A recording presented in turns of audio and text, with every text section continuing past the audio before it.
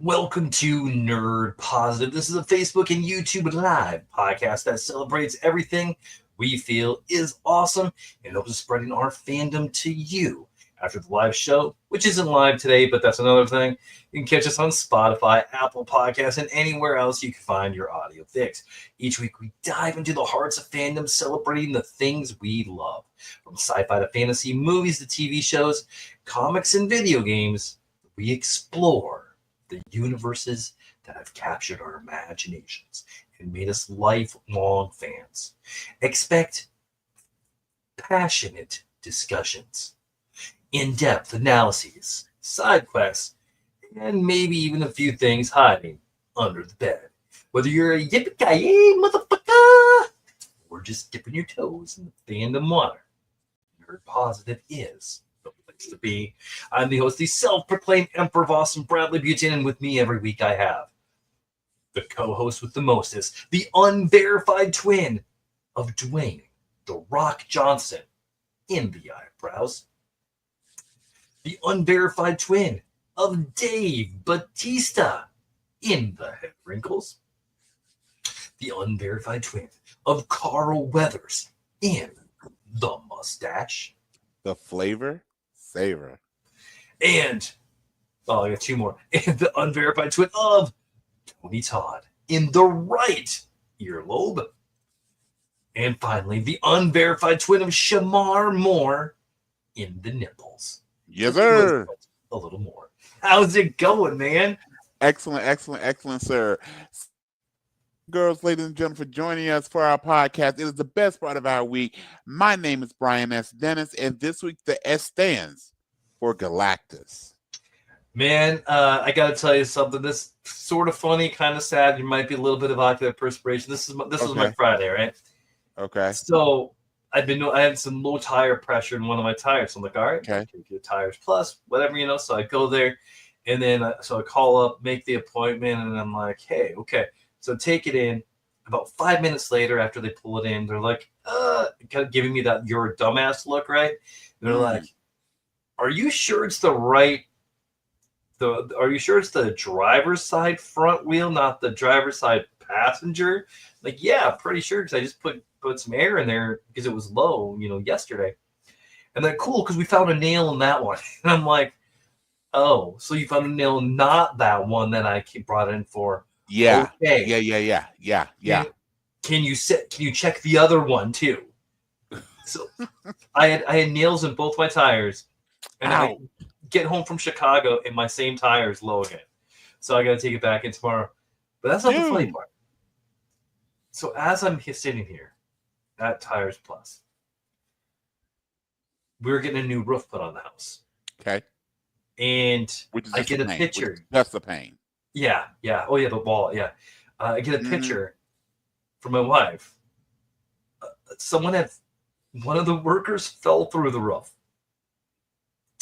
Yo. While Kendall was in the bathroom, wasn't going to the bathroom.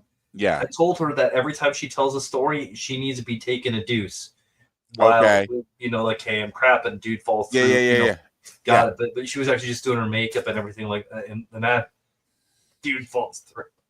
No one was hurt. He went back to work right away. He didn't get all the way through. He just his leg or something like that. But sure. Yeah. That was my Friday. You can say I'm summertime Santa's dropping through the roof. Wow. Yeah. Wow. Oh man. Well, A, I'm glad no one was hurt, and B, like you said, for your wallet, I'm sorry, because roofs are not fun at all. Yeah. So, if you gotta, if you gotta like start selling some blood or vital organs, let me know, man. So sounds good. All right. What's on the agenda today? All right. So again, welcome to the pod. Again, thank you for surviving the pandemic and now testing Nerd Positive. So this week, we're going to do a lot of our favorites of the week. We're going to discuss, do you want to wrestle? There's a big pay-per-view premium live event scheduled for next week. So we won't be recording next week. We're going to give our predictions for the upcoming SummerSlam event. And then, of course, we Nerd-a-getton, Turn of Awesomeness, where we're going to talk about characters whose names have a number in them based on what I think is probably going to make some of our favorites. At least I think so. Regarding our favorite movies of the week. So, Bradley, why don't you lead off with some of your favorites of the past week? All right, before I get my favorites, I do got to talk a little bit of what has been out and what's coming out on Lunch Break Reviews. All right, I got an episode out on TikTok. You can check it out. So I've reviewed Predator vs. Batman #4. This is the completion of the Predator vs. Batman series. Or not Batman, Predator vs. Spider-Man series. Yep. There's going to be more. There is going to be a Predator Predator kills the Marvel Universe. I can't wait for that. Dude, it's fantastic. The art is great. The entire final issue was solid. I mean, it's a fight. It's pretty much there's three different Predators in this, right? Okay. And you have four. There's four. 3 or 4. I can't remember actually. But anyway, well, 2 of them are hunting one of their own. Of the Predators, but sure, Raven the Hunter is hunting them all, and Spider-Man is there too. So it is bloody, dude. There is a panel where you have Kraven who has decapitated a Predator and is holding it up like a flippin' trophy. Of course, it is perfect. Like that panel. By the way, that was the Kraven that we needed. Mm-hmm. And again, it's really easy for us to sit here as fans and go, "It shoulda, woulda, coulda." Yeah, but Kraven, similar to the best Punisher, is R-rated. Kraven should have been R-rated. It should have been a rated R movie. It should have been being brutal, being physical. Because again, they didn't do really any time to Spider-Man nor Venom. So if you're gonna bring in Rhino, just have it be. And by the way, Kraven's an anti-hero. They made him far too much of a good guy.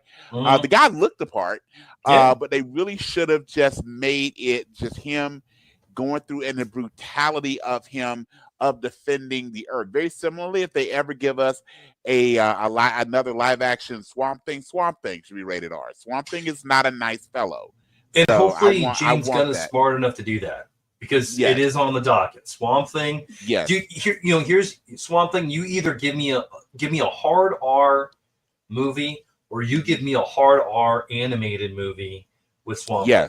Or series, whatever. I don't care. Yes. And given how, and also playing into what we've seen with, it was playing one of my favorites, what we're seeing with some of those DC products that overlap in the world of magic. So with either John or Johanna, Constantine and the Furies and all like that, that leads into Sandman. That arcane side of DC is a big deal. And the best way they've taken that is to lean more into the violence, and also I would just level rated R movie that has Zatanna in it. So just for sure, take that for what you will, and give me Megan Fox. So I'm for that. Yeah, definitely for that. Machine Guns Kelly. I said what I said. All right. So sir, what other favorites you got? I got Superman. I did the 25 out of 25, and then coming up this week we got the Fantastic Four episode. Which, if you're not busy later, hop on and we can do that too. X-Men: Age of Revolution. #0, dude. Okay, ladies and gentlemen, this is going to be a new bumper. If I can get if Brad drops 3 dudes, this is the moment. So we need a new bumper for that when there's a 3-dude moment. All right, let's hit it. Oh man, like this is so good. So it's setting up this huge thing that X-Men are doing. It's Age of Revolution. Okay. And I don't want to spoil it for you too hard, but pretty much it's a 10-year jump, hence X, and the son of Apocalypse is leading the X-Men. All I'm gonna say, dude, so you have is this a son we already know about, like Decibel, or is this another son? It's a different son. Okay. Yeah. He was teased. I don't know, teased. I mean, he's came. I honestly have not read a lot of X-Men years old, so the man's got a few kids, right? Yeah. But this is so good, man. You get a grizzled, bearded Cyclops. Yes. It's awesome. Yes. So freaking awesome. I just had a quick thought as you mentioned that. Can you imagine this is a crossover? It would have to be a crossover between companies. But the heirs of Apocalypse or the Clan Akaba versus the demon's head and his clan. Could you imagine that? I mean, that would be awesome. You know what else would be awesome? I would like to see Apocalypse go to Apocalypse from DC. Yes. And let's have the fight let's have Highfather having to team up with Darkseid on Apocalypse to fight Apocalypse. Yes, absolutely. I mean, man, that could be just a great man. That is a great Jack comic Kirby written all over it. And I say they drop in as but for me, in my head goes, you know how they basically turned Nick Fury into Samuel Jackson. You'd have to turn Desaad into Jerry Springer. Just some dude that's in the back, just mitigate and kind of stirring the pot a little bit. Yeah. Hearing the Fatal Furies walking by going, Desaad. Okay. So that's the fan in me going, we got to get Jerry Springer. And now that I think about it, Desaad, other than some scars, Springer could pull it off, actually. He could actually be cast as that. So, all right. Yes, sir. The only other comic, I read two, but I'll talk about one of my favorites. This one, I read Green Arrow number 26. Kind of rehashes an older thing with Roy being on drugs. It kind of brings that back a little bit. Okay. Not in the way that you think. I'm a huge Green Arrow fan, so you'll see my review on that coming up this week. But all right, man. Favorites, you mind if I go? Do it. Dude, TV show Big Brother. Okay. Love me some Big Brother. The only other thing I really watched was Untamed. Yeah. And it was all right. Okay. Yeah. But comic, dude. There's a comic that came out a couple weeks ago called, as a matter of fact, about a month ago, because issue 2 just came out this week. I don't have it, but it's the new history of the DC universe. And it's told by a depowered Barry Allen. Nice. And because he loses his power now in everything, and Wally West is back being the Flash. Sure. And so it is, dude. Check it out, man. Like, all right, get it. It's just something that you don't need. It's probably not going to be worth a bunch of money, but it's just it's just really cool because all the names, like, dang, I have not heard. I mean, these are names that I didn't even know existed in the DC. What's the name of it again? It is the new history of the DC universe. Gotcha. It's being written by Mark Waid, but I just kind of add as seen by Barry Allen. So. Gotcha. Okay. Yeah. Fantastic. All right. Man, yeah. What about you? What are your favorites? Okay. The movie Fantastic Four. Okay. So same on the movie Fantastic Four, and we can chop that up later. Shows. So Sandman, the second part of Sandman season 2 dropped a couple days ago, so I've been catching up with that. I'm only a couple episodes in. Again, continue loving it. I gotta say, of the episodes I've watched so far, really loving episode 19, which is Fuel for Fire. With your travel on, if you had a chance to really delve into it, what I love about how they've handled, and they did this in season 1 as well, but some of the best episodes of season 2 is while every episode contains the Sandman or members of the Endless, the episodes that are not focused on them have been some of the best episodes. So we get to meet Sandman's parents, or really the parents of the Endless, in an episode, which is really intriguing. And then we get to see, not to be too much of a spoiler, but we get to see the expansion of the legend of Joanna Constantine as well as the Corinthian.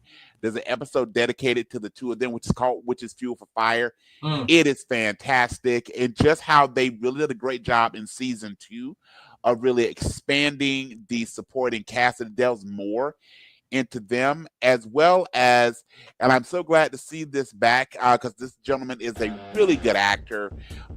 He was not treated well. So Jack Gleason, who most of you may know from Game of Thrones, playing the Prince, he actually is back as Puck in Sandman, and he does such a great job. So I'm so glad to see him back. He really was ran out of acting, given what a great job he did as being just a royal prick in this. So you get to see him playing Puck in this, and you get to see really the amalgamation and the themes on mythology. This is what American Gods should have been. You're seeing it again because Neil Gaiman has a very strong pulse on this, and has really made this really good.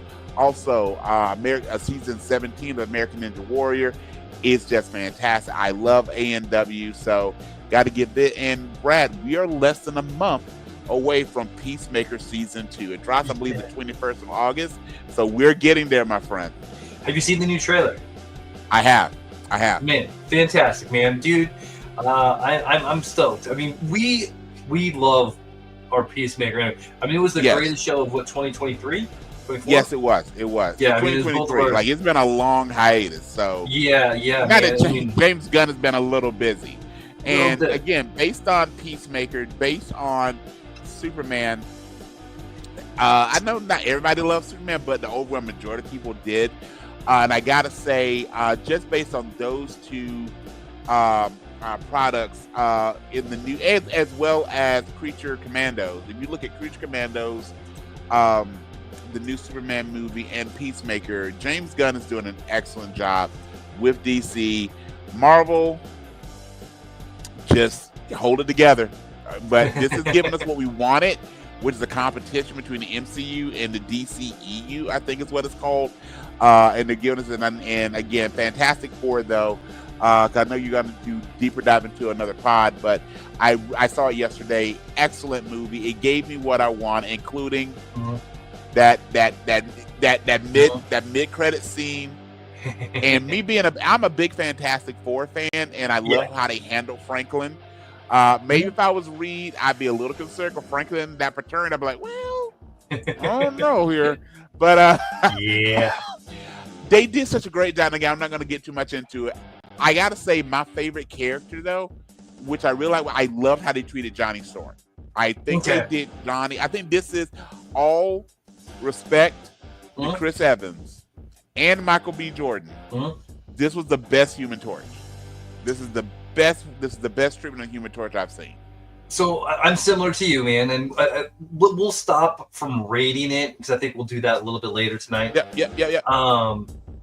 But for me, I didn't think it was better than Superman, for one. No, it's not. It is not. It's good. It's good. I don't think it's great. But they nailed a lot of the things. For me, the standout was two people: Thing, Ben Grimm, the beard, and Herbie, man. The beard. Dude, Herbie.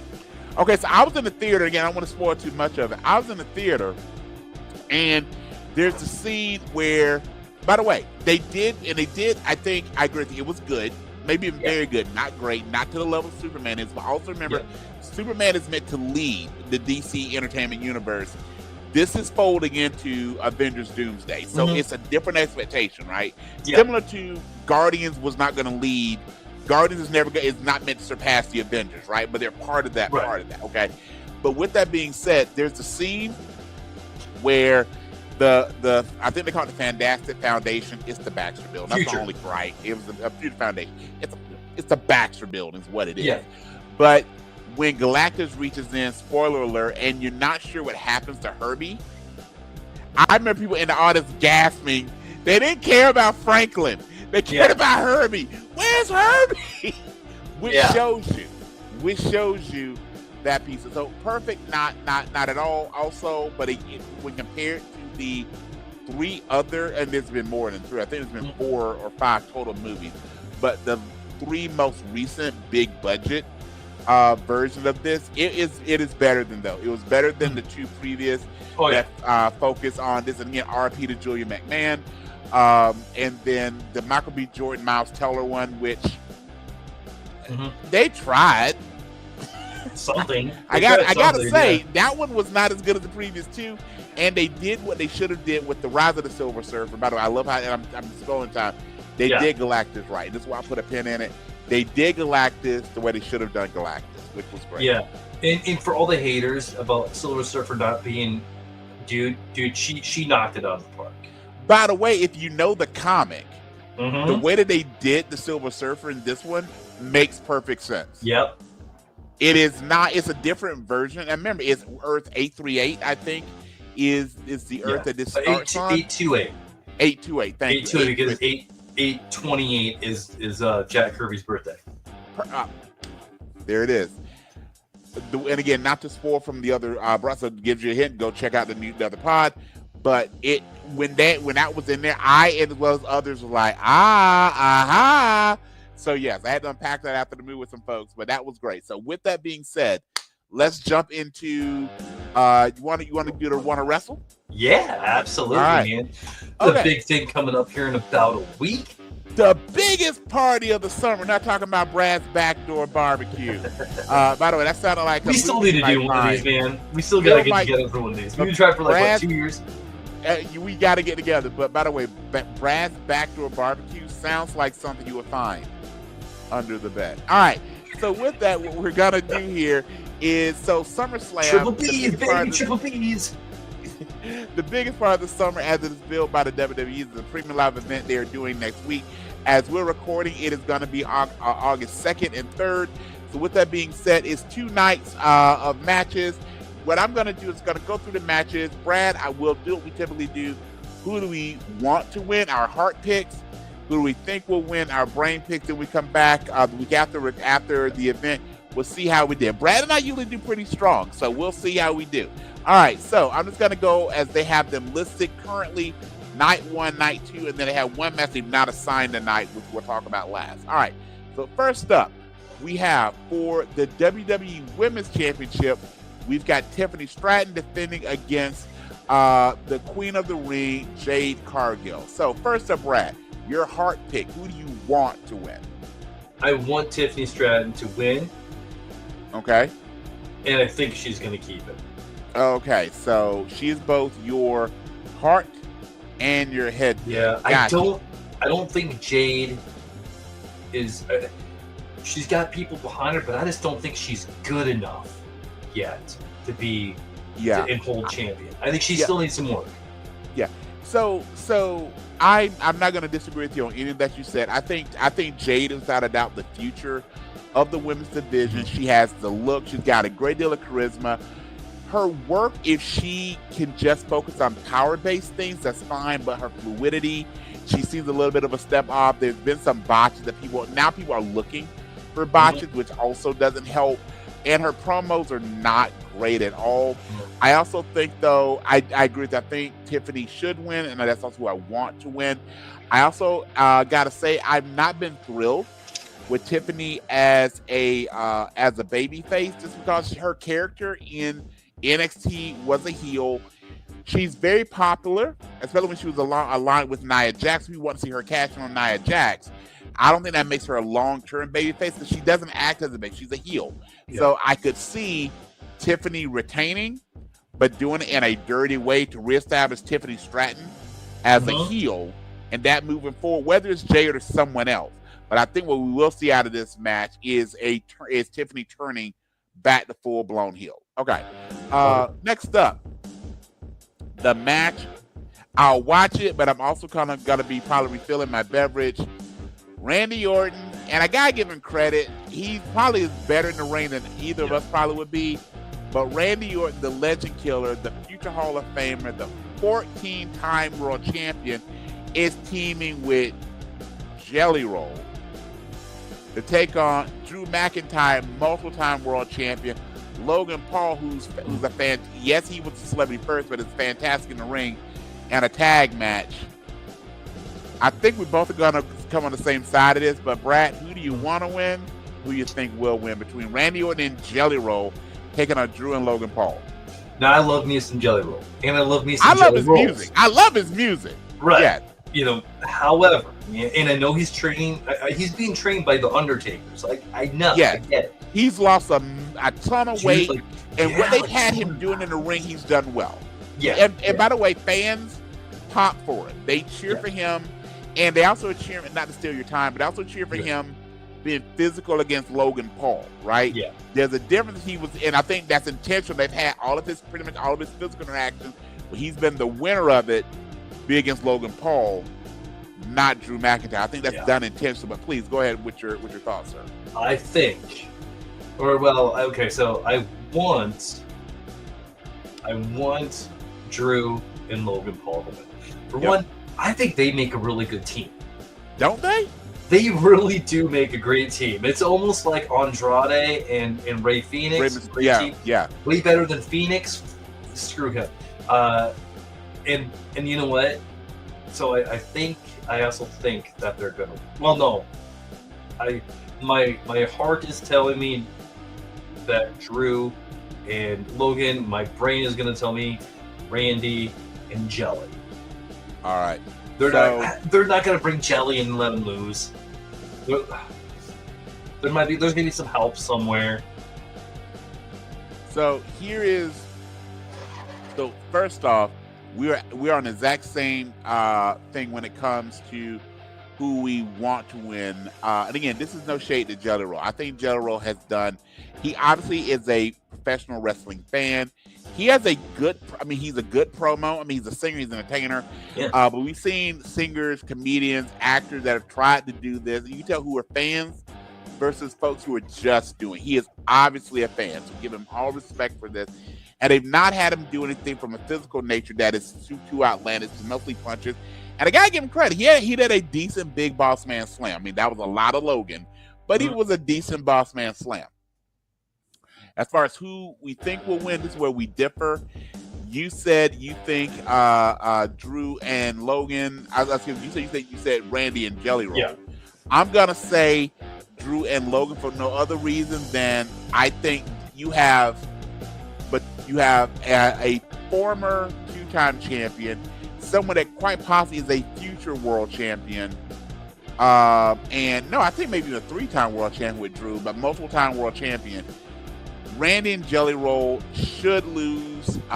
It should be Jelly Roll that takes the pin. I hope that's what happens. I hope I'm wrong, but it would not shock me if we see Randy, because the fans will love it, but you're also having the present and the future of your company being beaten by, honestly, a chubby singer. He's a good guy. He speaks to a lot of what a lot of people want, but I really hope they lose. All right.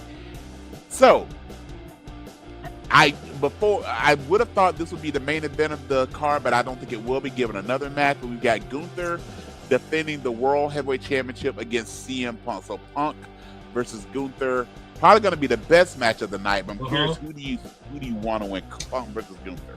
I want Punk to win. Yep. I think Punk is going to win. Okay. I think the title's going to change hand.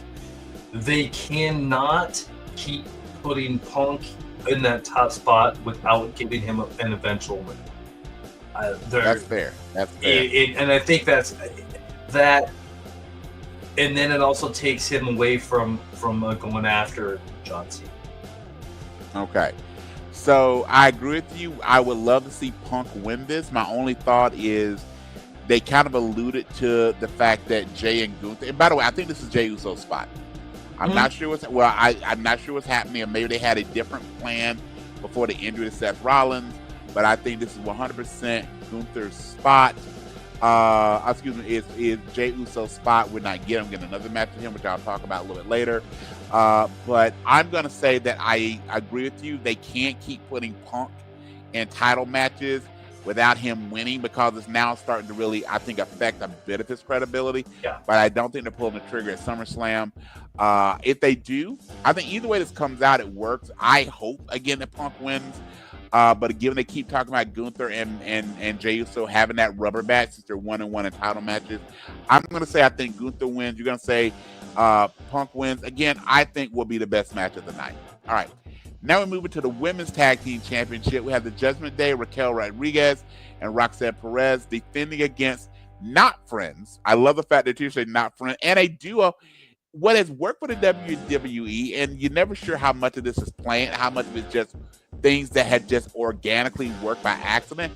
They have probably their three most popular duos are not planned tag teams. You said before, Drew and Logan Paul, Andrade and Ray Phoenix, and now probably the most popular, not that they have a lot of them, but definitely I think the most popular women's tag team is Alexa Bliss and Charlotte Flair. Yeah. I love this pattern. So, sir, regarding the women's tag titles, you think it's going to be Raquel and Roxanne Perez retaining, or Charlotte Flair and Alexa Bliss winning? All right, so I think it's gonna be Charlotte and Alexa Okay. because they need to solidify they're not friends. They're Yep. not friends yet.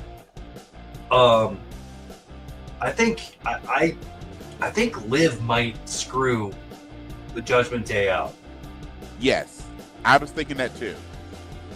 I mean, she's out for shoulder surgery. It doesn't mean she can't show up. I'm not trying to minimize the injury, but she also has another hand, another arm. They've been doing the whole thing with Dom and Roxanne, and Liv could definitely go be a babyface as well. Oh, and I easily. also think, she was a babyface for a lot of her career before she turned heel. I also think there's something, and by the way, she's such a good heel. Again, it's happened sometimes. We talk before. Sometimes it's hard to maintain being a heel or a bad guy, bad woman. Is sometimes when you're a really good heel. Undertaker, fantastic heel. Fans got so into him it turned him babyface. Ric Flair had to work really hard in his career until he got older to stay a heel. I remember in the late 80s, early 90s, Flair getting a decent amount of cheers, even though he was still the dirtiest player in the game. So, by the way, something we'll talk about a little later on. Ric Flair recently posted on his social he is cancer free. So good job out of him. So Nice. what I caught you say is you want Alexa and Charlotte to win, but also your thought on who will win is Alexa and Charlotte. Yes. Yep. And I'm the same. All right. So now the match that will be, I think, the main event. This goes back into what I would say, even though they've not, and I think this is where we'll get a hard line of the idea of Seth Rollins' injury. I do think it's I don't think it's a work. Same. Is I think what was originally going to happen, where we were going to have Gunther versus Jey Uso for their third match, but given the injury to Seth, they went another way to bring back Roman Reigns to show up at some random Raw versus being more advertised. So we have Roman Reigns and Jey Uso taking on Braun Breaker and Bronson Reed. Again, sir, who do you think will win? Reigns and Jey, or Bronson and Braun? There's too many Brauns in the or a faction that still doesn't have a name. Okay. Yeah, which is actually kind of good because now they can just do a tag team name. The Bronze. I think the Bronze is gonna win, but my heart wants Jey and Roman to win. Okay, so you got Jey and Roman as your heart pick, and then you've got the Bronze as your head pick. Okay. Yes. I'm actually going to go Jey and Roman as both head and heart picks. So we've got, for no other reason that I don't think they bring Roman Reigns already is working a lighter schedule, so I don't think they bring him in very often to lose. I also think, honestly, they've had Jey on the losing end far too often. So I think this is trying to get some of that momentum back again. I really think this would have been his spot in the main event had it not been for Seth's injury.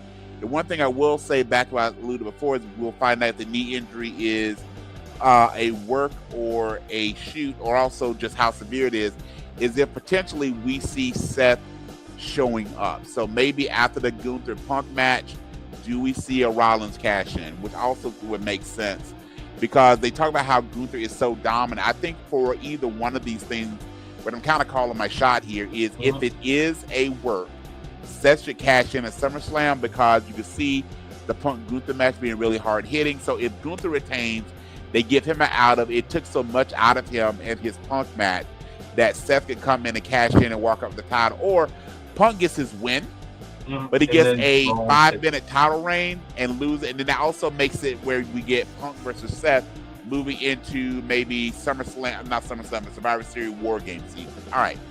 And then the last match this will probably be the opening match, but I'm so glad he finally got his lick back.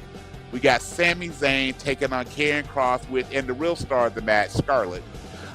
We will see those two. Karrion Kross needs a group. Dude. He so needs a group. They released the AOP. He needs a group. He needs a tag team. He needs someone. He has such great energy. By the way, I don't know if you follow a lot of other wrestling podcasts, but Chris Van Velt and some others, they just talk about how Karrion Kross, the person, is so well liked Mhm. behind the scenes. It's so well respected, including by Triple H.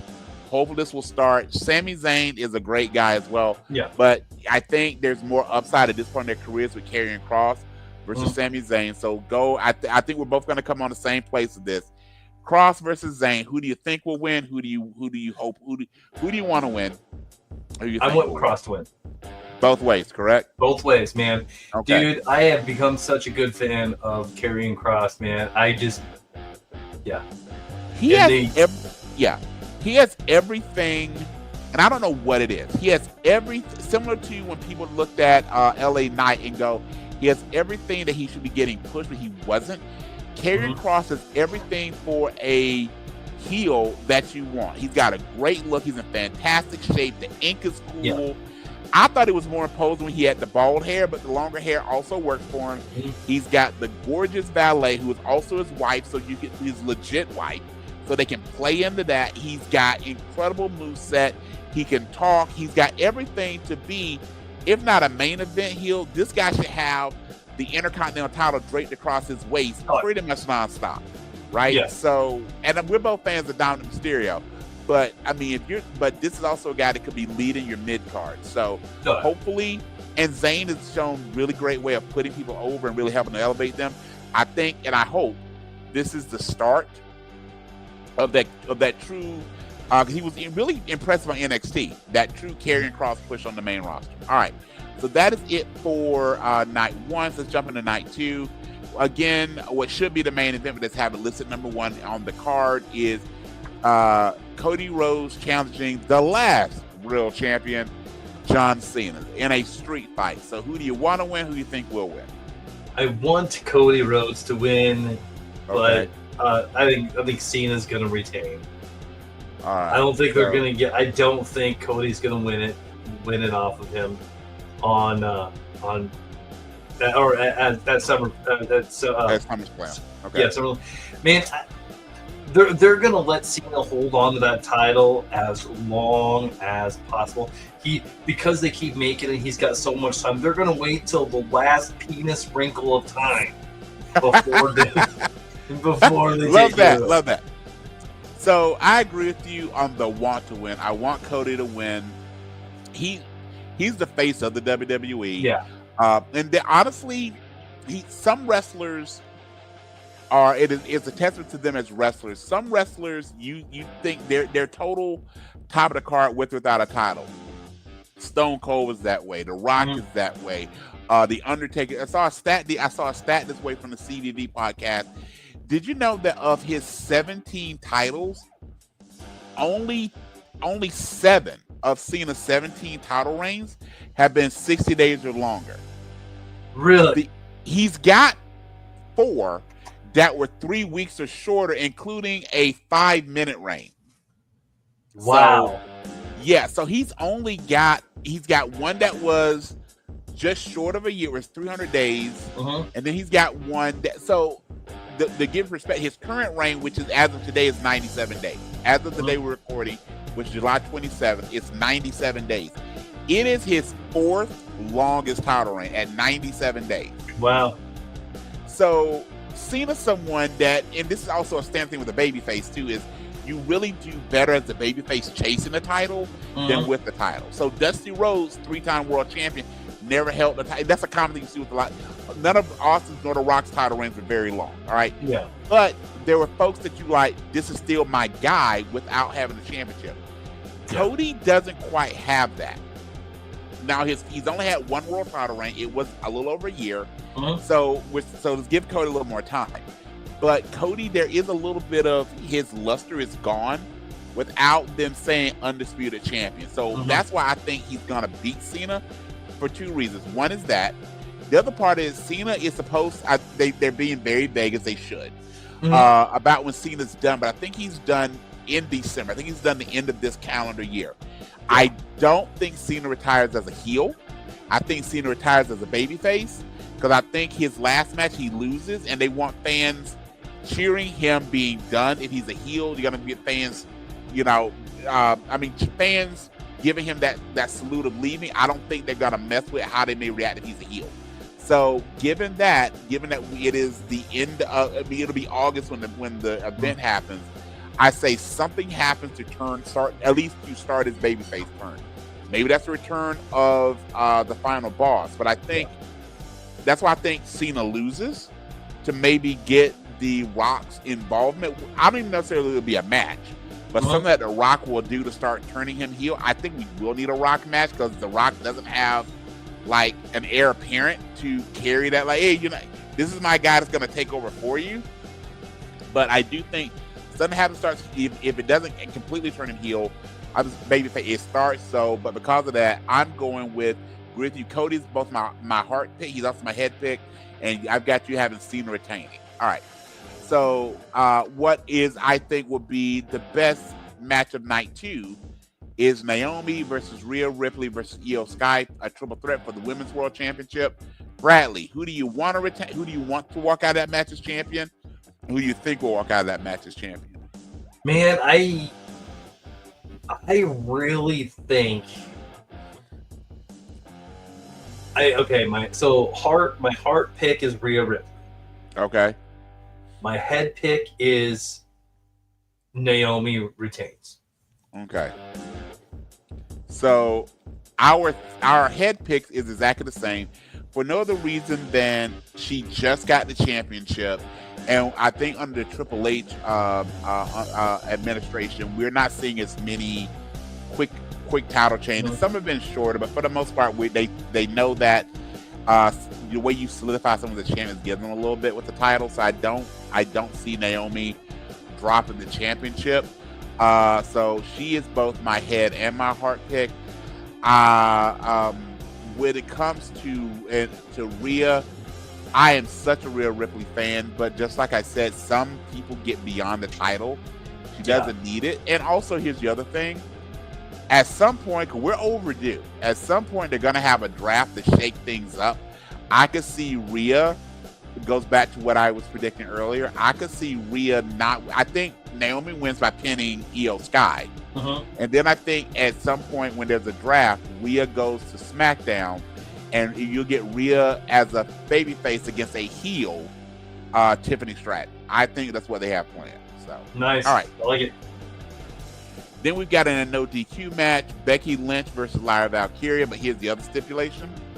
If Lyra does not win the championship, she can no longer challenge. I hate when they do stipulations like this. It almost tells you what's going to happen. Especially in a world post-kayfabe where people know that this is somewhat predetermined. You're basically telling us, but we'll just play it out. So who do you want to win, Becky or Lyra? I want Becky to win, but I think Lyra's going to win. All right, and we are on the exact same page with that. I actually like Becky a bit better as a heel. I think she's a better heel than at least at this point of her career. When she was the Irish Last Kicker, she was really good as a babyface. I think at this point, she seems to enjoy being the heel, and good for her.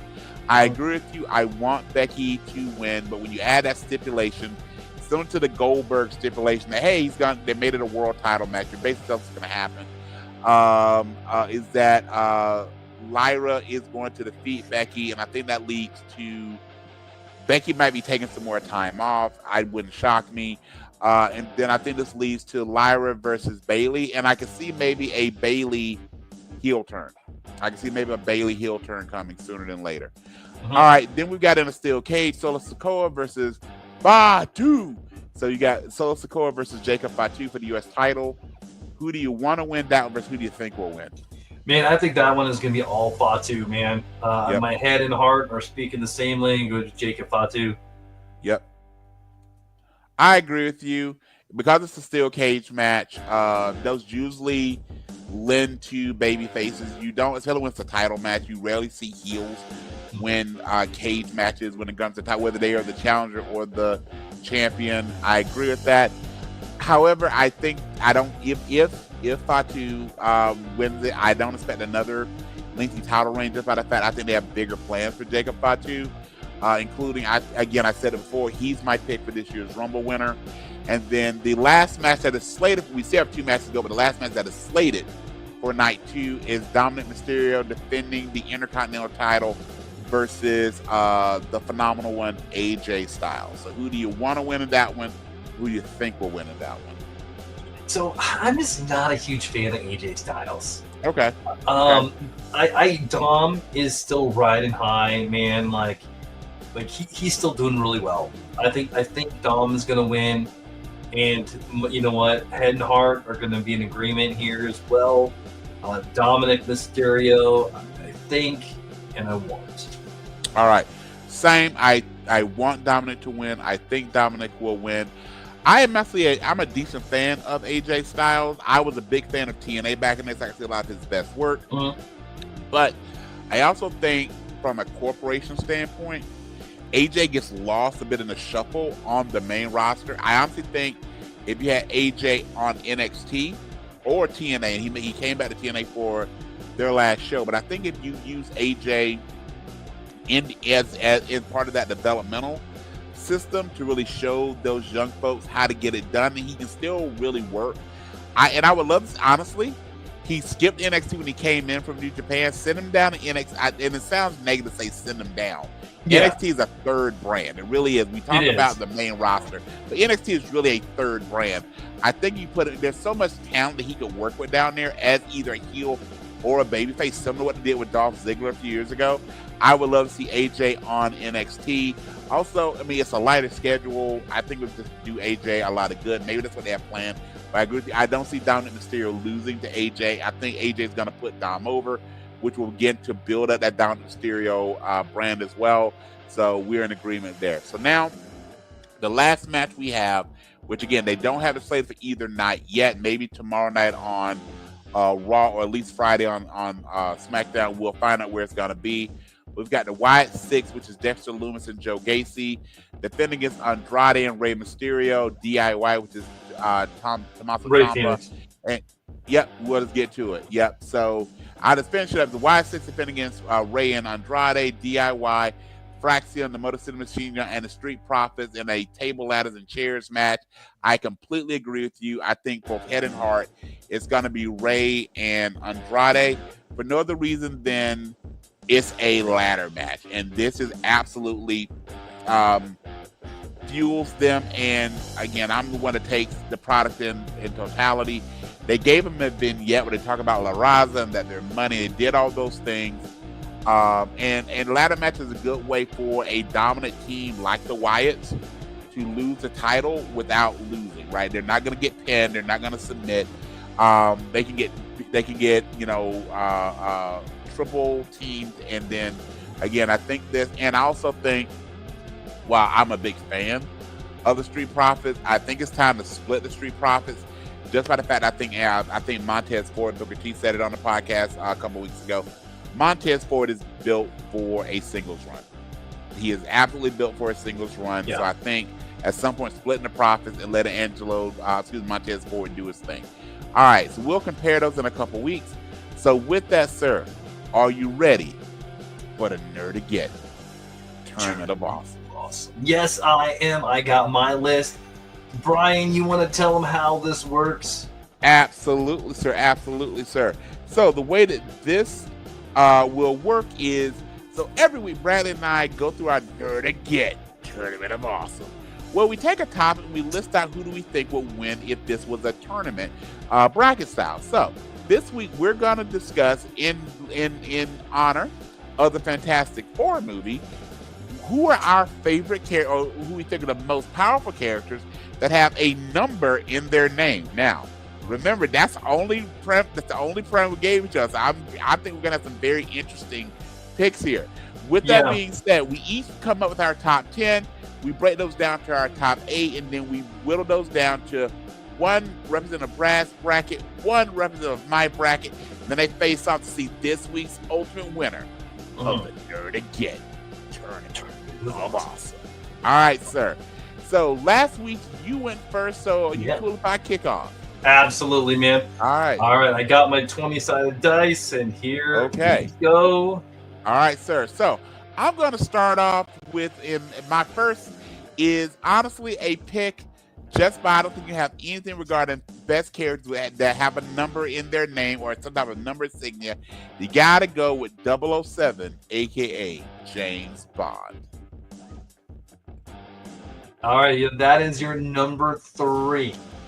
All right. Next up, one of my favorite villains in the DC universe, because he is the antagonist, to my favorite characters in DC universe, Batman. Also, he's a lawyer, so of course a lawyer should be a criminal. So I'm gonna go with especially my favorite is Aaron Eckhart. All respect to Tommy Lee Jones. We're gonna go with Two-Face. He's your number 1. All right. Next one, I got to give some out for the kiddies. Also, I just love this character, the animated version in a way. He is Experiment 626.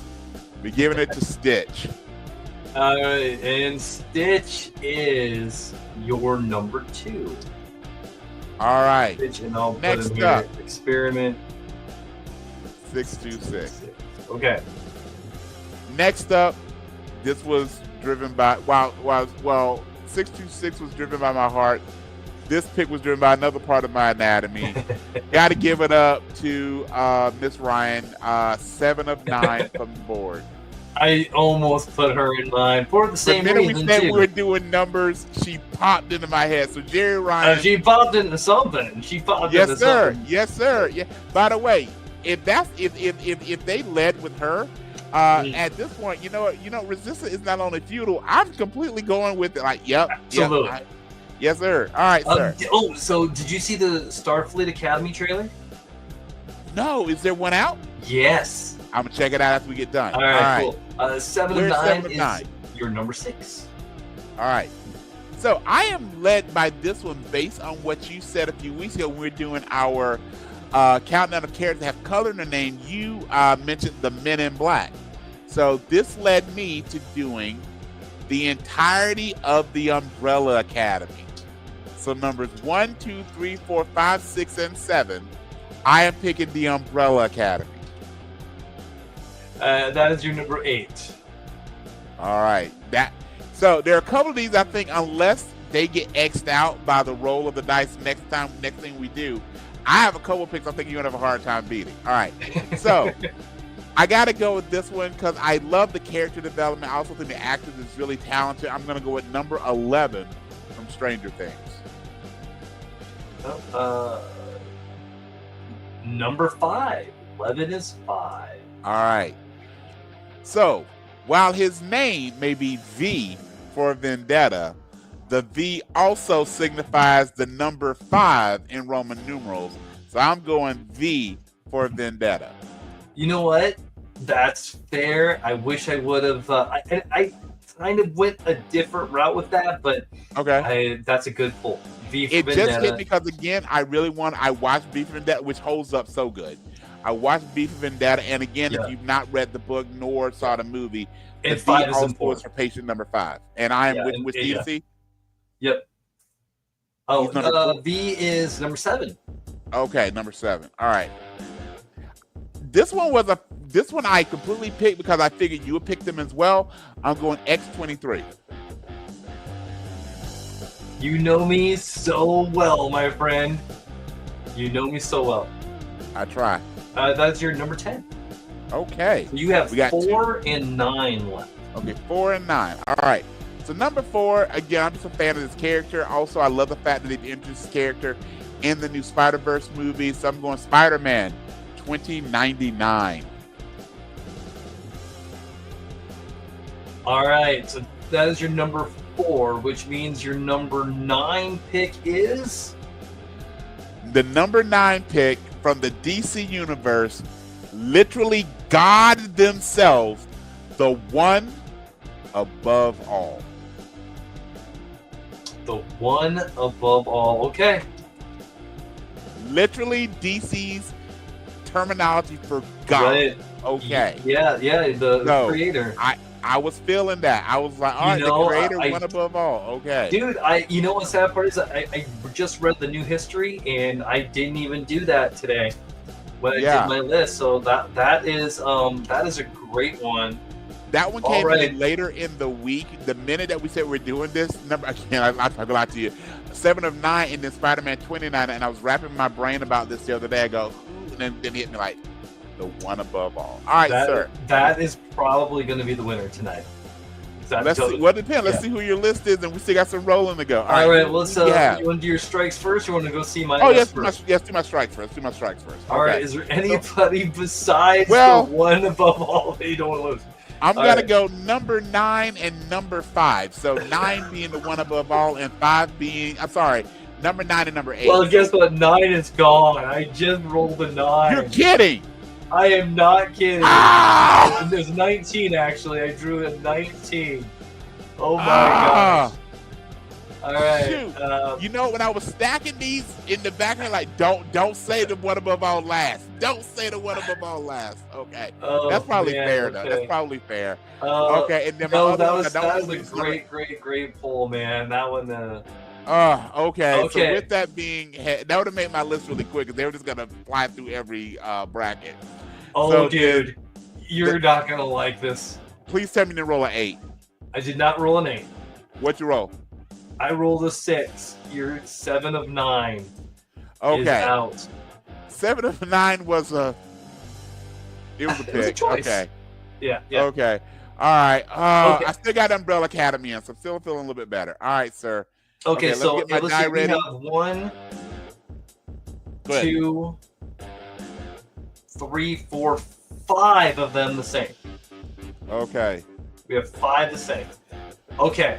And your number 1 was my number 1, 007. Okay. So James Bond is going to be your number 2 pick. Okay. 007. All right. Oh, my next pick is another one of yours. 11 from Stranger Things. And 11 is your number 1. Okay. It's funny. I wrote an 11 for 11. That's funny. Okay. So this next one, okay, so it's my X-23, but I was thinking, I wanted to do, because I was trying to think, like, okay, like, Wolverine doesn't go by X. I mean, he's the X-Man, but he's never, you know, and then I thought, well, you know, Deadpool doesn't go by 11, but someone else, you know, whatever. Phantom X doesn't go by 13, so the only one that really goes by the number is X-23. Correct. Which is kind of crazy. Do you know who X number 1 was? I don't remember. I used to, but I don't remember anymore. Okay. Well, X-23, because at least I'm getting a Wolverine here. Laura Kinney is good enough. All right, and I'm just doing a quick search here of who Weapon X. Because Omega Red was one of them. Yes. Yeah, I used to be able to name several, but I can't do that. Dude, I'm with you. I took that as a piece of personal pride when it came to that, of who actually was that. And how they stopped. Yeah, and I can't find a quick because also was a team called Weapon X, or the Weapon. Yeah, so when it comes like a Weapon X actually is Wolverine. So I'm struggling real quick. I'm gonna try one more quick search here. So don't want to bore the audience. But when I look at that, yeah, it's giving me a lot of ones, but not actually who that is. So we'll figure it out. But that's a great pull. That's a great pull. All right, so we've got X-23 as number 10. I'm sorry, never heard me. I'm gonna go to ChatGPT really quick. Okay. The members of the Weapon X have gone. Can you name the members of Weapon X as far as the comics have gone? Try that. Okay, the Weapon X program number 1. Oh, they're not giving me a number. Okay, so yeah, when I did a search similar, I didn't get a number. I've got that list of the members. Yeah, so but here's some that we didn't talk about: Sabretooth, Deadpool, Maverick. Yeah, I forgot Maverick was in there.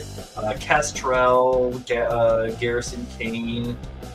Copycat, Wild Child, Aura, Mesmero. We're gonna do a full episode on Weapon X here at some point. I like that. I like that. Who's right. my number 10? Number 10 is X23. X23. Okay. Now, this one I had to get a little bit silly, but then I started thinking about it, and there's not much that you can block with this one. This is Thing 1, 2, and 3 from the Cat in the Hat. Good pull. Good Yeah. pull, sir. So that's going to be your number 3 is Things 1, 2, and 3. Gotcha. All right, so can I group them together because they are more like one character together, or should I just do Thing 1? I'm cool with you doing 1, 2, and 3. I grouped the Umbrella Academy. I think that's fair. All right. Well, you're not the only one who put the Umbrella Academy in here. We'll get to. You know what? Let's do Umbrella Academy right now. All right. Well, Umbrella Academy is gonna be your number 9. All right. Your number 9 was the one above all. Mine is the Umbrella. Again, the voice in the back of my head, maybe it was the one above all, goes, don't say them last. Don't say them last. All right. All right. Okay. Next, Clone Force 99, the members of the Bad Batch. Nice. I had to get my Star Wars in there. Clone Force 99. Got it. And that's number 6 for you. Number 6. Okay, this is one that I'm actually surprised you didn't pick. It's the T-1000. Oh, wow. That is a great pull. I mean, I didn't want to. I mean, I could have put a bunch of different Terminators in here, but I ultimately just went with the T-1000. I think the liquid version is kind of harder to kill. It is. It is. And reinvigorated Robert Patrick's career. So he said that many times. So again, that is your number 4 pick, which, depending on how things go with the draw, that's a good pick. That's a good pick. All right.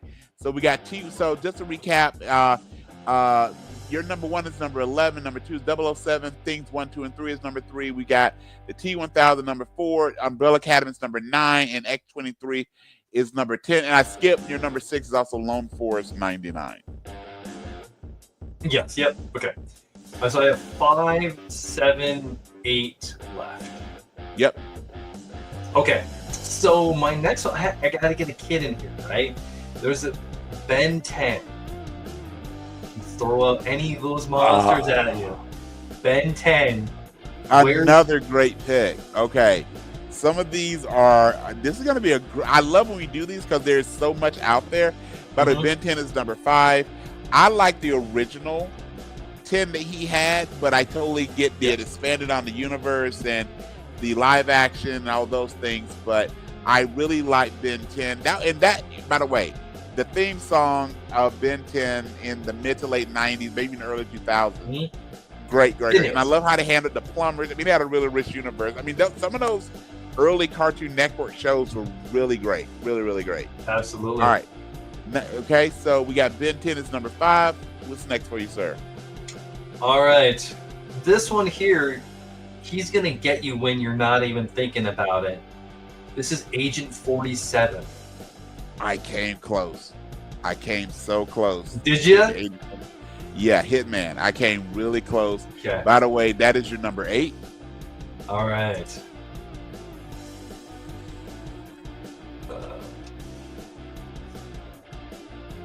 Okay, so which means I have 7. Your last pick is number 7. Yep. Oh wait, go ahead. So I'll recap for you. So here's your list. Okay, we're skipping. Oh 7. yeah, you're good. I just miscounted. Yeah. So my last one is Spider-Man 2099.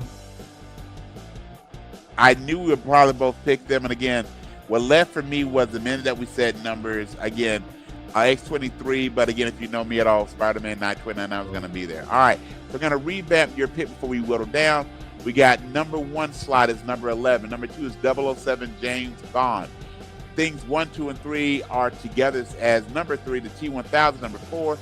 Ben 10 is number 5. Lone Force 99 is number 6. Spider-Man 2099, aka Miguel O'Hara, is number 7. Agent 47 is number 8. The entirety of the Umbrella Academy is number 9. And then Wolverine's daughter / clone, X-23, is number 10. Okay. I don't want to lose Clone Force 99. Okay. You got a couple groups here, so this is going to be very interesting. I do. So Clone Force 99, Umbrella Academy also is in there, something that I think could probably go all the way. Honestly, I think Thing 1, 2, and 3 has a good This chance could be a to dark be horse, depending on the role. Yeah, depending on the role. Yeah, so let's hope. Let's hope. Well, part of me feels good. Not gonna lie, because the first role you have, and I swear on my honor, was number 6. So you number just 6, lost Clone Force 99 is gone. Okay, all right, fair enough. All right. I lose my Star Wars. I still have Thing 1, 2, and 3. You do, and then you are also losing your number 1 pick, which is Ellie, number 11. Okay, so I lose 11.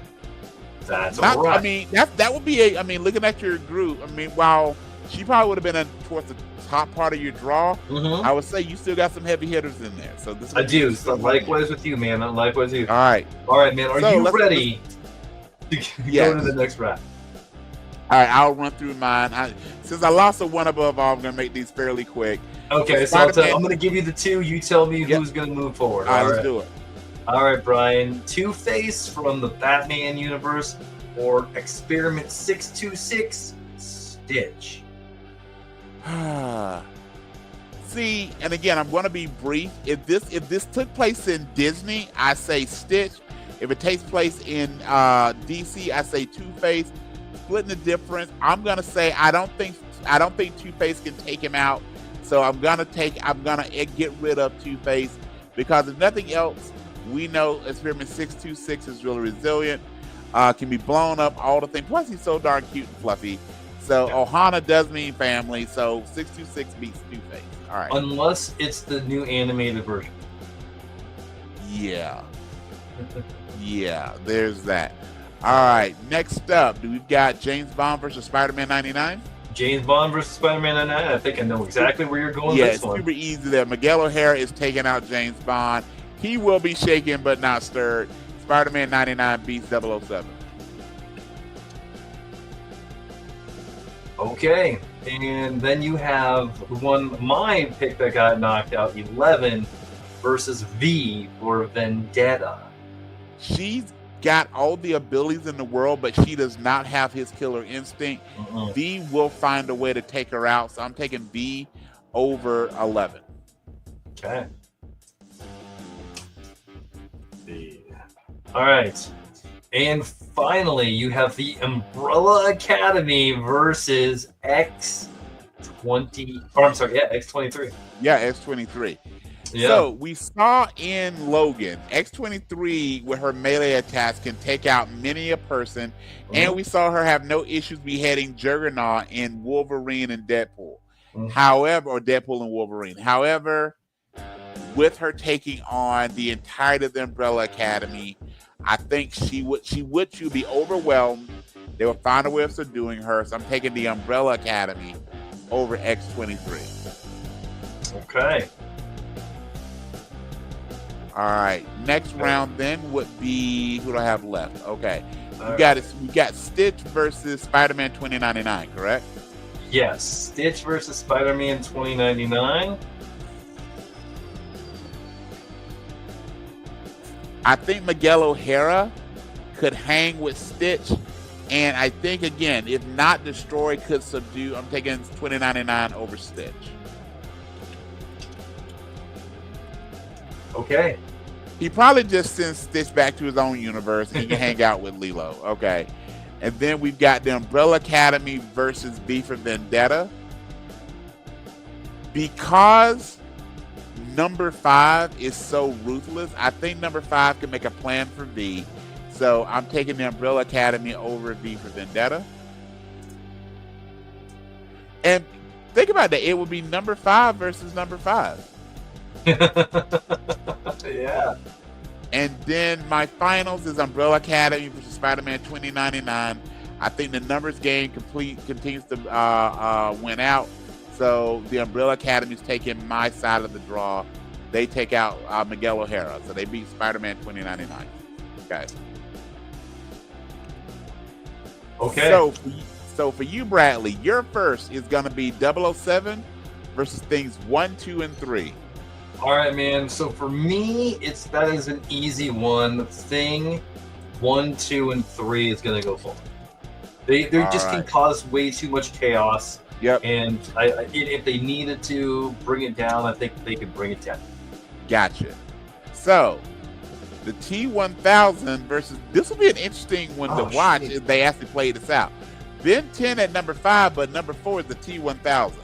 Yeah. So the real question is, can any of the monsters kill the T1000?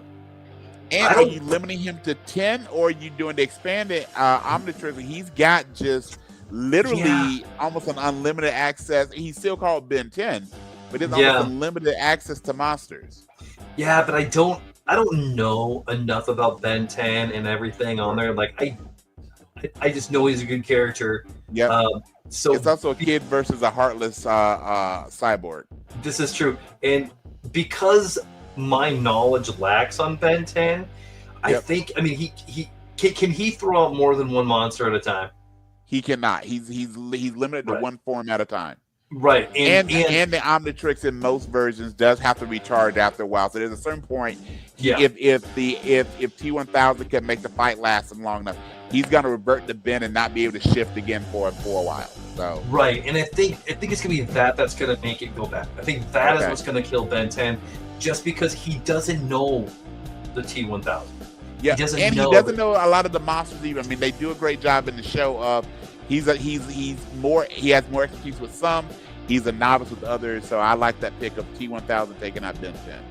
All right. So next up, you got Spider-Man 2099, Agent 47. Man, so this is kind of hard because that's a hard to pick. You would think out the gate. Yeah, if you know the characters, that's a fairly hard pick. Yeah. So I mean, if Spider-Man, the fight would really be determined on preparation. Like if Agent 47 is a straight up fight against Spider-Man, absolutely not. If Agent 47 has been hired to take out Miguel O'Hara, I think he would win. But because of that, Spider-Man 2099 is going to go for it. All right, I would probably also made that pick as well. So we've got Spider-Man 2099 taking out Agent 47. And a replay from my draw. We've got the Umbrella Academy and X. This happens fairly frequently. We got the Umbrella Academy taking on X-23. Who you calling? Laura has so much rage, but I think if it was right, and I think that's what's going to stop her. Because I mean, I honestly would take Sabretooth. I would take Wolverine. I would take Deadpool. Any of those, I think, could beat the Umbrella Academy. But the real question, she's got the healing factor. And she has the healing factor. But then there's number 5 with his strategy and his time-space ability. You've got the White Violin with her energy ability. You got the Kraken. I mean, you've got... And remember, you've got the Whisper, the Worm who can just say, I heard a rumor.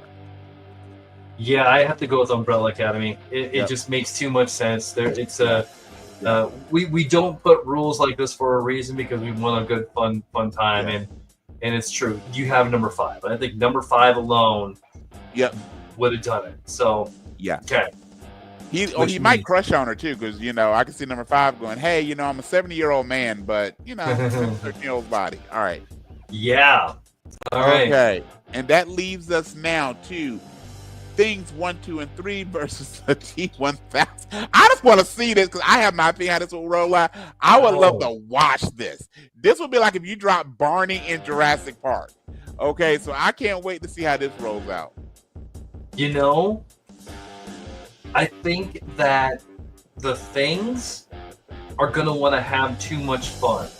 I don't think the T-1000 is going to put up with that. I think the T-1000, before they know it, is going to kill them. And not even just with the tune. The T-1000 is going to slay them.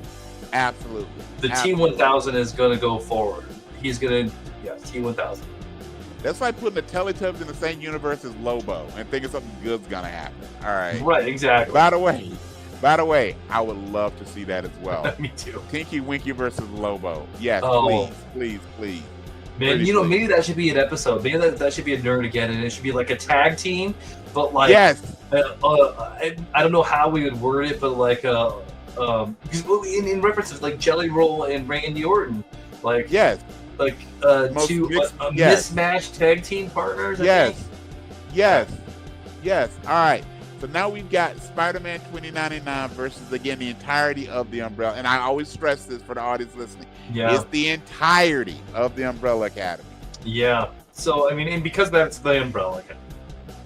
The Umbrella Academy is going to beat... But Spider-Man does have an edge there because he is from the future.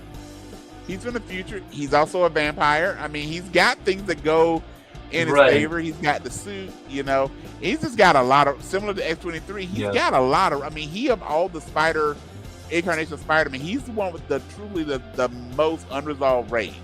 Yeah. Which I kind of dig that about him, Yeah. Off topic, did you see that Gunn is going to do a Booster Gold series on Max? I did. Do we have casting yet? No, but I can't wait. We'll cast that later. Yes, and again, if anything, just again, how he handled the androids and Crypto in Spider-Man, I can't wait to see how he handles Skeets. I can't wait to see how he handles Skeets. Okay. Yeah, and I'm definitely Here's my real quick fan casting. No one should do Skeets other than Lil Jon, because at the end of the day, it is Skeet. All right, okay. All right, sir. How cool would that freaking be? Dude, it'd just be cool. It would, especially if they did, again, we're jumping into the fan cast, especially if they had Lil Jon play it straight until, like, maybe there's that, because, again, Guns movies are always going to have great melee battles to a fantastic soundtrack. If you actually pulled up, to the window, to the wall, and then at this point, all you hear is Skeets go, yeah, and then it starts. It would be, James Gunn, feel free to take that idea free of charge. I'm telling you, I would love to see it. Okay. All right, so your finals is the T-1000 with the Umbrella Academy. If anybody's going to stand a chance against a multitude of people to fight, it will be the T-1000. How do you? Because he's not going to stop. He's not going to stop. He's not going to think. He's just going to react. Terminators. They don't eat. They don't sleep, and they absolutely will not stop. That is the thing with them. So the real question is, can T-1000? Or would the Umbrella Academy know how to maybe not kill, but stop a T-1000? If they displace it, puts it in the future, guess what? It's coming back. It's coming back. It's all been predetermined. Like they know the future, the rule of Skynet knows. Skynet knows. So here's my, not to shade your pick at all, but when I saw this pop up, my head immediately went to, remember in Umbrella Academy, when they go to that other realm, you have those mechanical automatons that separate the Umbrella Academy. Those were not near the level that a T-1000 is, and they held their own, including taking number 5's arm. So, not telling you how to pick, but that was just, when you look at canon, that's where my head went. We've seen them fight similar enemies, and it's not gone their way. Yeah. I think there's just too many for the Umbrella Academy. It'll be a hard fight, but I don't think they're going to kill the T-1000. I think they're going to capture the T-1000 somehow, some way, through reality warping, through some weird footloose dance, something. I'm going to have to go with Umbrella Academy and bring it to a tie. Okay. So you're going with the Umbrella Academy. So similar to last week with Darkseid winning out of both of our draws, Umbrella Academy wins out of this one. So you're right, it's a wash. So the Umbrella Academy stands up as this week's winner of the Nerd-a-getton Turn of Awesome. And I will say this as a caveat, had the one above all not been struck, this would have been. Yes, we wouldn't even have to do the tournament. I mean, no, like, that's it. That's it. Yeah, like, absolutely. That makes the argument. Okay. Yeah. All right. Okay. So with that, sir, it is time to play a couple games. So I have my same plot, new characters, and you have different characters. You have your constellation. Which one would you like to do first? You know what? I'll go first if you don't mind. All right. Let's do it. Okay, Brian. Tonight's constellation path. Yes, sir. I need you to connect Joe Quinn, who's Johnny Storm. I knew it. I knew it. I flipping knew it. To Happy Gilmore himself, Adam Sandler. And God. And Brian, I can do this in 1 star. They share. And I've not seen Happy Gilmore 2 yet. Shoot. I haven't either. But that's why I did El Show. Okay, you said you could do it with 1 star between the 2 of them. Well, I can't beat that, so all I can do is tie it. So, okay. All right. Wow. I just knew you were gonna pick. I don't know why. It was gonna be one but of when them, you said you were gonna do a constellation, my head immediately went to he's going to do Joe Quinn. Now I did Pedro Pascal last time, so I had to. I should have prepped. I should have prepped by familiarizing myself with that. You're gonna be so mad at yourself because like it didn't even come to me until like 5 minutes before we hopped on. Because I was gonna do some Joe Quinn to somebody else. Okay, I gotta do some brain thinking here. So it helped me that you said you've not seen Happy Gilmore 2. So then I feel better that there's not Happy Gilmore in there. So then I'm thinking about what Joseph Quinn has been in, especially big name folks. Hang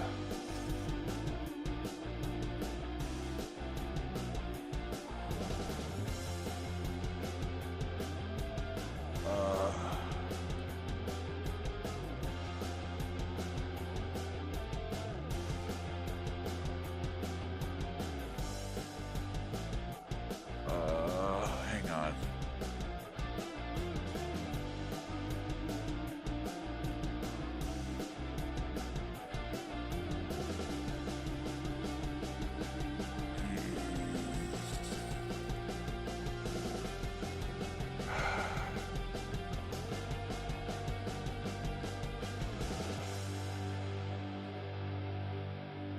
Come on, there's gotta be. So here's where my head is going. I'm thinking going from Joseph Quinn. I'm thinking about the movies that I know Joseph Quinn from, and those that had the biggest cast. So I'm thinking the ones that might have the easiest way of overlap would be Gladiator 2, because that's got a huge cast. Okay. So my head went maybe to Denzel, because Denzel has such a huge filmography that I could see some overlap there, but I can't think of anything, at least directly, between Denzel Washington and Adam Sandler. So then my head is trying to figure out who else would something with Adam Sandler. And I've not given up yet, but while you're thinking of that, I have a list of the Weapon X people. Are you ready? Oh, go for it. Yep, yeah, that buys me a little bit of time. Okay. You're good. Weapon 1 was Steve Rogers. Of course. That would make perfect sense. Weapon 2 was some unnamed animals, an intelligent squirrel. Okay. Weapon 3 was the skinless man, Harry Pfizer. Okay. He was a British mutant with physically controlled elastic skin serving covert-ups. Weapon 4 was Project Sulfur, and that he was from Man-Thing. Weapon 5 is called Project Venom, and that was a symbiote experiment connected soldiers like Rex Strickland and Flash Thompson. Becomes Venom. Weapon 6 was a failed experience, limited, and there's no information. Weapon 7 was Nuke, Frank Simpson, and he had the American flag tattoo on his face. I think we saw him. Okay. Yeah, we saw him in was it Punisher or was it Defenders? Something like that. Anyway, weapons 8 and 9, they don't have their. I didn't get anything on. Weapon 10, or I'm sorry, Weapon 9 is Typhoid Mary or Deadpool, depending on the source. Then Weapon 10 is Logan. So Weapon 10, there was several Weapon 10s, apparently. Logan, Sabretooth, Maverick, Deadpool, Lady Deathstrike, Silver Fox, Kestrel, Garrison Kane, Copycat, Wild Child, Aura, Washout, Mesmero, Weapon H, and Feral Meryl Sauron, apparently. Okay. Weapon 11, then it said Deadpool again. So this is kind of all over the place. But anyway, Huntsman is Weapon 12. Weapon 13 is Phantom X, which is a super cool freaking character. I love that character. Yeah, absolutely. Weapon 14 is the Stepford Cuckoos. Never heard of them. Clones of Emma the Stepford Cuckoos are fantastic. That's a great group. Okay. Yep. And Weapon 15 is Ultimatum, a hyper-evolved living weapon created to be the perfect killer. Weapon Infinity is on there as well. So, anyway, that's kind of the list that ChatGPT just said. Okay, that's actually pretty good. All right. Okay, so I tried to come up with something, and you're so close. No joy. Oh, all right, so what do you got? All right, let's do it. You were sitting there like, what big property? And we've talked about this property already in the episode. Have we? Okay. Yes. What big property with Joe Quinn? And there was a bigger property than Gladiator that Joe Quinn was in. It was Stranger Things. No, because I went to the movies. My head went straight to the movies. Things okay. With Winona Ryder. Which goes into Mr. Deeds. Mr. Deeds with Adam Sandler. Well done. Well done. Yes. Well done. Okay. All right, I need to think larger than because had I thought about the shows, it would have absolutely got me there. Well done, sir. All right. So here we go. Same plot, different characters. So anyone that's not familiar with this one, I take a movie, and it has a connection to what we talked about on the pod tonight, and then I basically give you the same plot, but then I change the characters by other people that are in the movie based on who's in the original cast. So here is, and I see if Bradley can figure it out. So with it, Brad, again, as always, I will reread this as many times as you need, but let's see if you can figure out this week. Same plot, different characters. Okay. Jason Bourne decides to crash the wedding of Mr. Fantastic's wife. He's assisted in his journey by former rap battle champion Captain America, who shows him the power of fashionable menswear. Pursued by the maddest of madmen, Bourne demonstrates his elusiveness by making left turns and staying close to water. We even get a brief cameo by the Mandalorian and by the voice of the Batman. At the end of the day, love conquers all, even New York politics. Okay, read it again. Yes, sir. Jason Bourne decides to crash the wedding of Mr. Fantastic's wife. He's assisted in his journey by former rap battle champion Captain America, who shows him the power of fashionable menswear. Pursued by the maddest of madmen, Bourne demonstrates his elusiveness by making left turns and staying close to water. We even get a brief cameo by the Mandalorian and the voice of the Batman.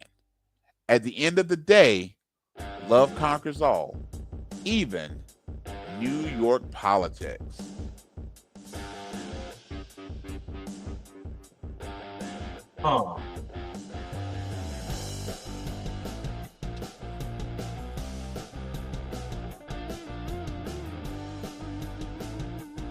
Okay. Given that I missed that consolation, I'm feeling better if this one stumps you. Yeah. You get 3 guesses if you want to make a guess.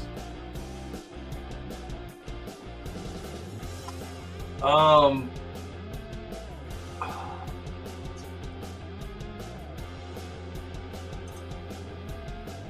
my gosh. Okay. I'm proud of this one. I'm proud. I read one more time. Let me see if I think Yes, I got it. I think I got it. Let me see if Okay. it fits. Jason Bourne decides to crash the wedding of Mr. Fantastic's wife. He's assisted in his journey by former rap battle champion Captain America, who shows him the power of fashionable menswear. Pursued by the maddest of madmen, Bourne demonstrates his elusiveness by making left turns and staying close to water.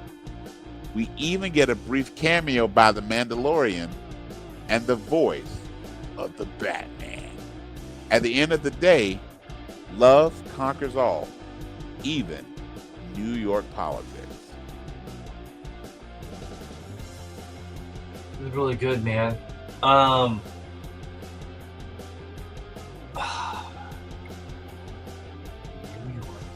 That's tough. I almost didn't add that line, but I thought it because it might throw you a little bit. But it is legit in the plot. It is in the plot. Okay. Is it The Martian? It is not The Martian. You got the right star, but not the right movie. Oh.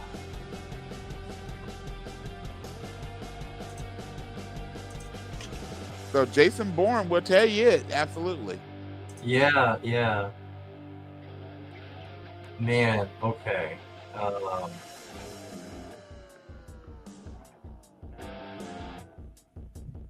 What other political stuff was he in?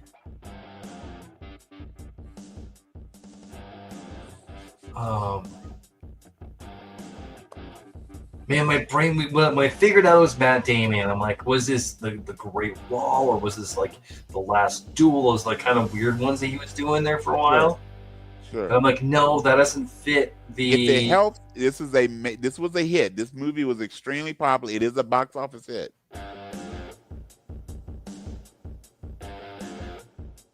It is, and even though you didn't make a guess, I would tell you it is not The Great Wall, but it is one of his more successful movies. Okay. Is it Air? It is not Air, so that's 2. You get 1 more. Okay. Man, the only other big ones that I'm thinking of that could fit. Okay. The Talented Mr. Ripley. Incorrect, my friend. Oh, what is it? All right. It is The Adjustment Bureau. The Adjustment. Okay. And I will unpack the clues for the audience. Yeah. So Jason Bourne, played by Matt Damon, decides to crash the wedding of Mr. Fantastic's wife. You are probably thinking of actors that played Sue Storm.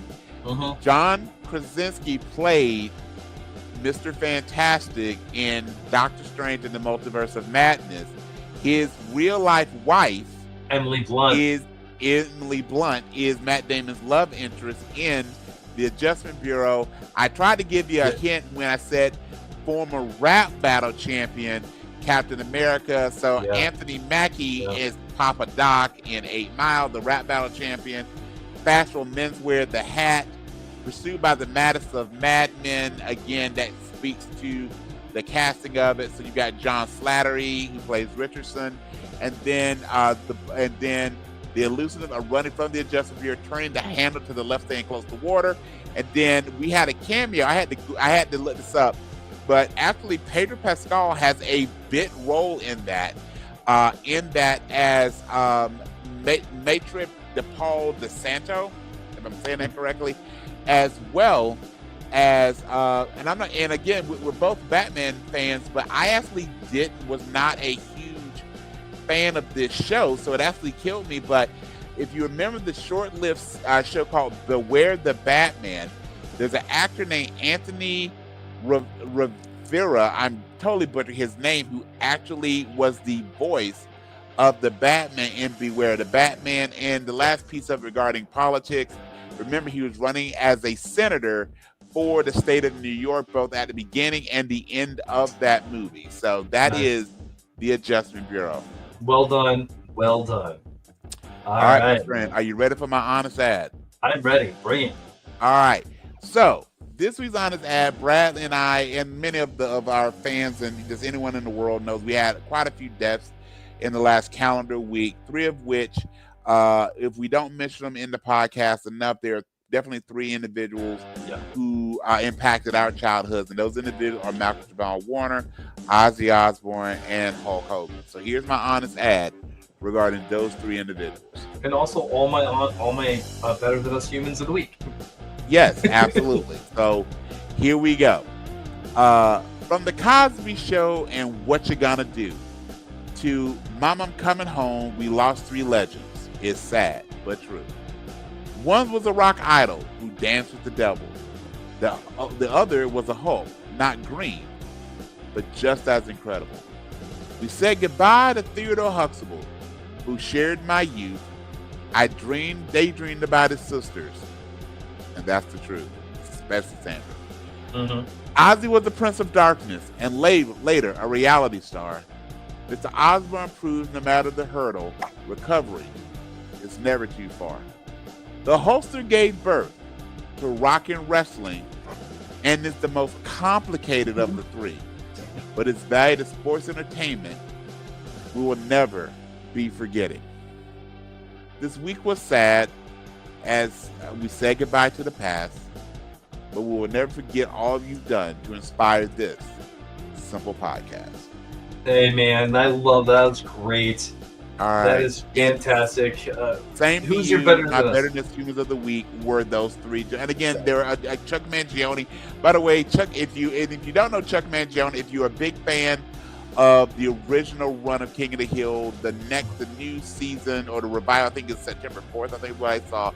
But Chuck Mangione was fictionally portrayed in that show, as well as Connie Francis. So we had quite a few individuals die within the last 7 days of fame and fortune. But for us in our world, Ozzy, Malcolm Jamal Warner, and of course Hulk Hogan were the 3 that probably fit in our view. And again, not to excuse many racist things that Hulk Hogan said in his life, but in this we try and keep it positive, because we are nerd positive. That again was my honest ad. And again, as you already said, Better Than Humans of the Week, Malcolm Jamal Warner, Ozzy Osbourne, and Hulk Hogan. All 3 gone too soon.